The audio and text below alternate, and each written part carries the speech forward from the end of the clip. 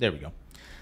The Street Fighter 6 beta is starting about 5 hours after we end the show. And it's going to go on all weekend. And Tuesday night, they sent out who got into the beta. And from what I've been seeing, well, first of all, they announced that it was going to be a lottery system and it was going to be a closed beta, so not everybody was going to get access. And there's a lot of very surprising names that did not get access, right? And a lot of surprising names that did get access. Specifically, a couple of people, specifically a person who was banned from the CPT forever. So, but them's the breaks with a random lottery, right? Now, before we even get into it, we saw a couple of very interesting happenings, and it is that a lot of people were trying to sell beta codes. That fly is still here. A lot of people were trying to sell beta codes for a very crazy amount of money. And here's the kicker. They sold, right? Somebody bought a beta code for $300 from Saudi Arabia, and somebody else bought another code for 100 smackaroos. That's crazy. And it's even crazier considering what we're going to get into in just a second.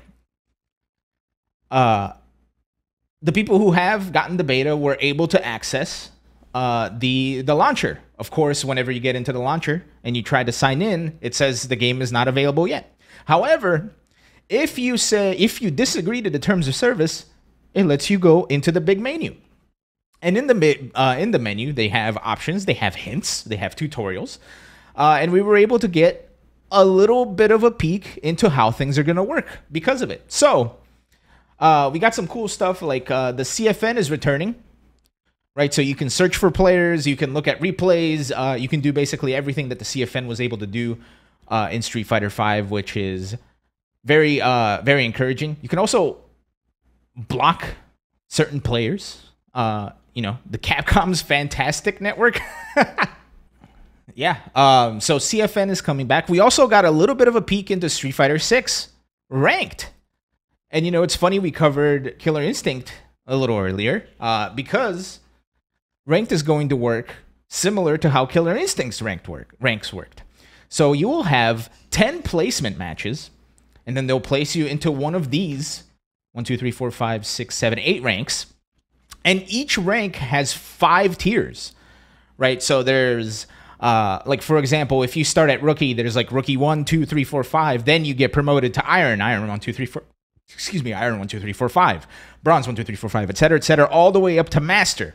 The higher you go, the less bonuses you get. So the lower tiers, you get multipliers for winning streaks.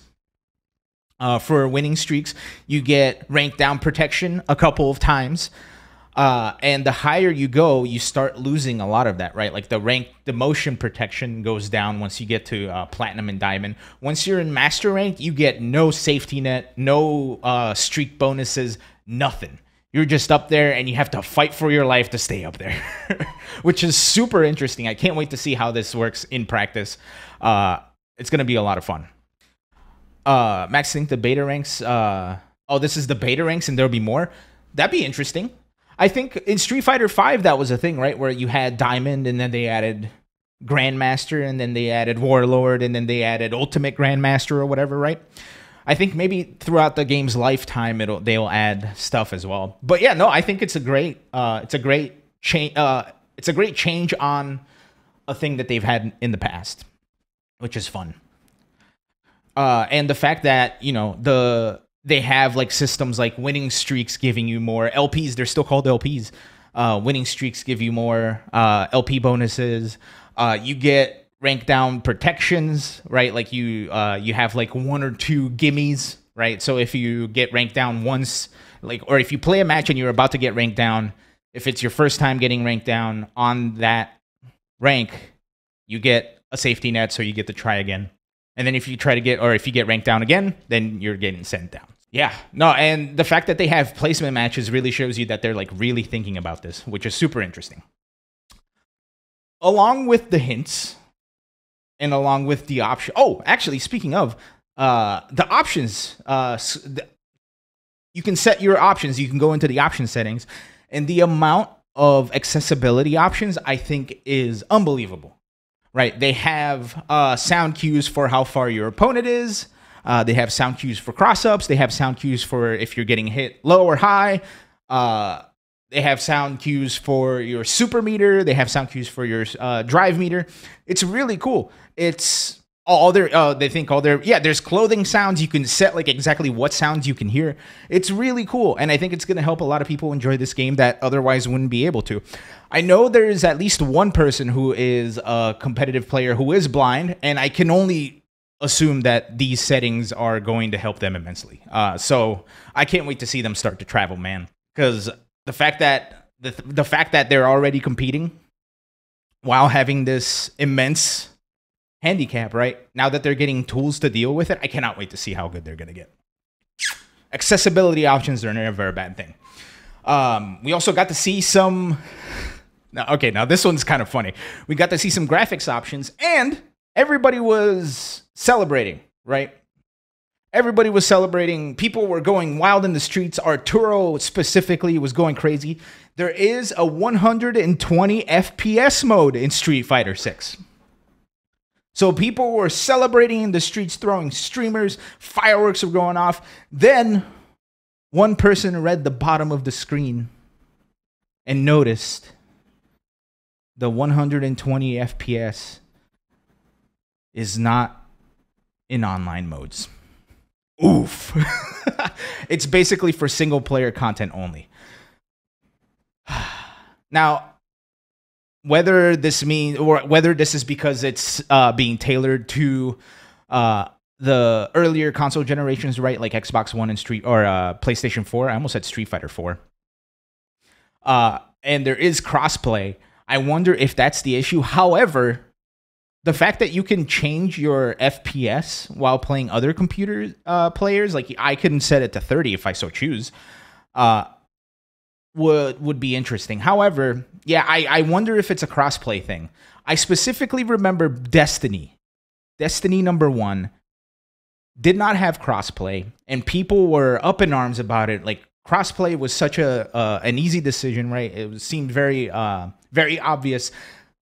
And one of the reasons the Bungie devs gave for not having crossplay is that there was a 1 frame difference between PlayStation and Xbox, I believe. Like the game ran 1 frame faster or something like that. So whether that's true or not, I feel like this might be the same thing where maybe they can't have one game running at 120 and one client running at 120 and one client running at 60. It's unfortunate, however, not the end of the world, right? Not the end of the world. Are we going to see laptop setups with edited INI files? Maybe. Granted, I don't know if offline versus lets you play at 120, which would be very interesting. And I wonder if the tournament standard changes to PlayStation 5, I wonder if the PlayStation 5 has the 120 frames per second mode, or the Xbox Series X or whatever. Oh, it excludes Fighting Ground as well? Gotcha. Okay, one last thing before we get into the thick of it here, before I reveal whether we got into the beta or not. One other thing you can do is, if you disagree to the terms of service and they'll let you in the game, you can click the Battle Hub option and you get the Battle Hub intro video.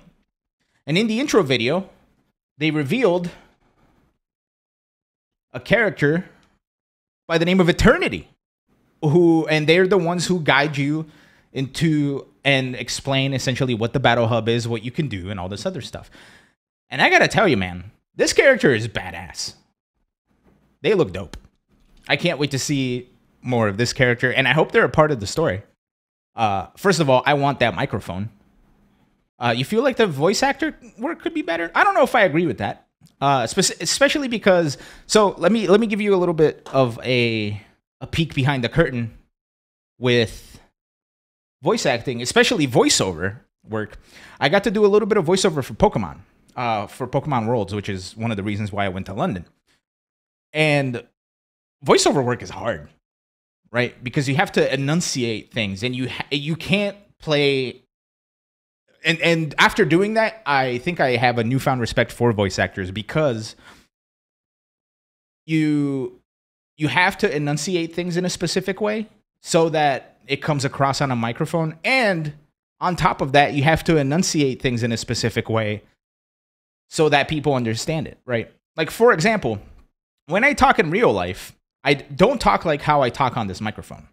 In real life, I kind of mumble a little bit, right? And even on the microphone, I still, like, you can kind of hear, like, when I just start kind of blending things together, and, you know, it's a little bit hard to understand what I'm saying when I'm, you know, just mumbling and putting words together, et cetera, et cetera. So you have to really enunciate things in a very specific way. So, especially when you're presenting information, right? It's one thing if you're just like playing a scene, because you have characters' mouth movements to help, and you have characters' facial expressions to help. But when you're doing actual voiceovers, you have to do things in a completely different way. So that's why I think the voice actor did it the way that they did. Yeah, Jay Godfist, I know what I said. Why didn't you understand, right? That's why there are things like voice acting coaches and voiceover coaches. That's why voiceovers are an entire different industry than voice acting, which is super interesting, and I didn't know about it until I had that experience. But anyway, tangent aside, Destiny looks super cool. I can't wait to see what part they play, if any, in the game. And, you know, we'll see what happens.